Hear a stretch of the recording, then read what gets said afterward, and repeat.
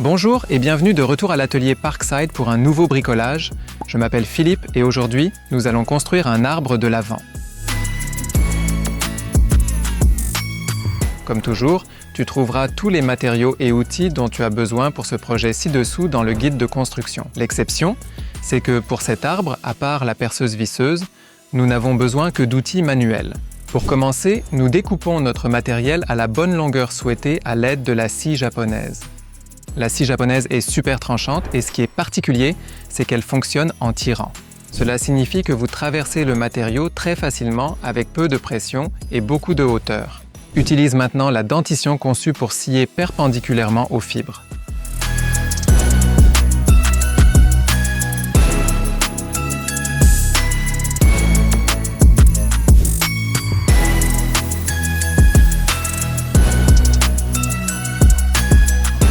Lorsque toutes les pièces sont découpées, on peut marquer le croisement.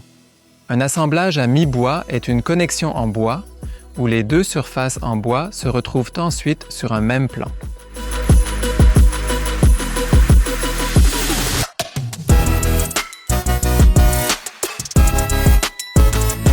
Pour le recouvrement, nous enlevons la moitié de l'épaisseur du matériau de chaque pièce.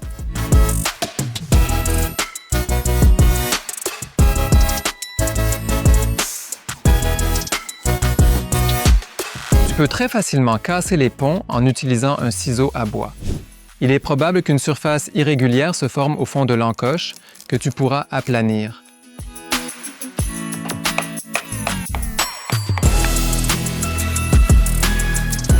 Donc, cela convient parfaitement.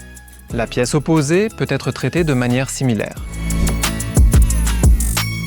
Avec cela, la connexion est terminée et je peux encore poncer le bord de la lame, mettre un peu de colle dans la jonction et la laisser de côté avec une pince. La jonction peut sécher pendant que je commence à travailler sur la partie suivante.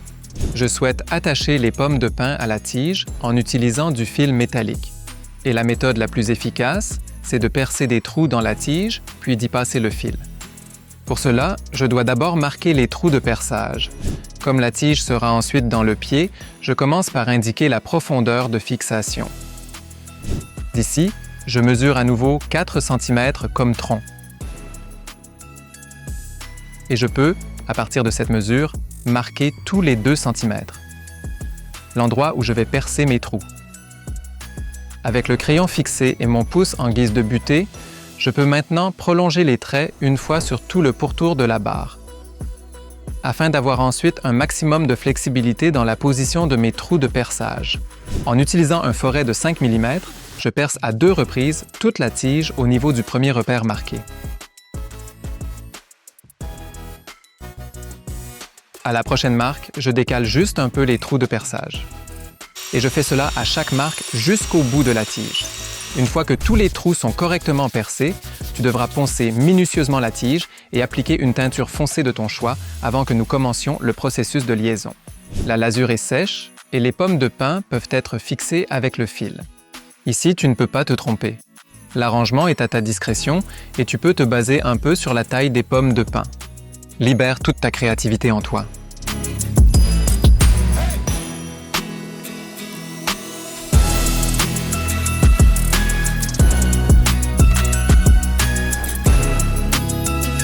Les pommes de pin sont solides. Il ne manque plus que le trou dans le pied pour que l'arbre tienne bien debout. Je vais utiliser une mèche de 30 mm de large.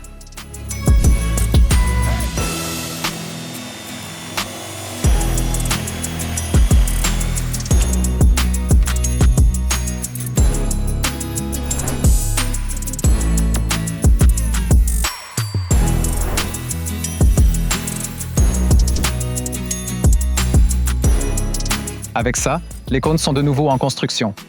En as-tu encore en réserve? Alors construis-en d'autres et lance-toi. Vous pouvez le faire.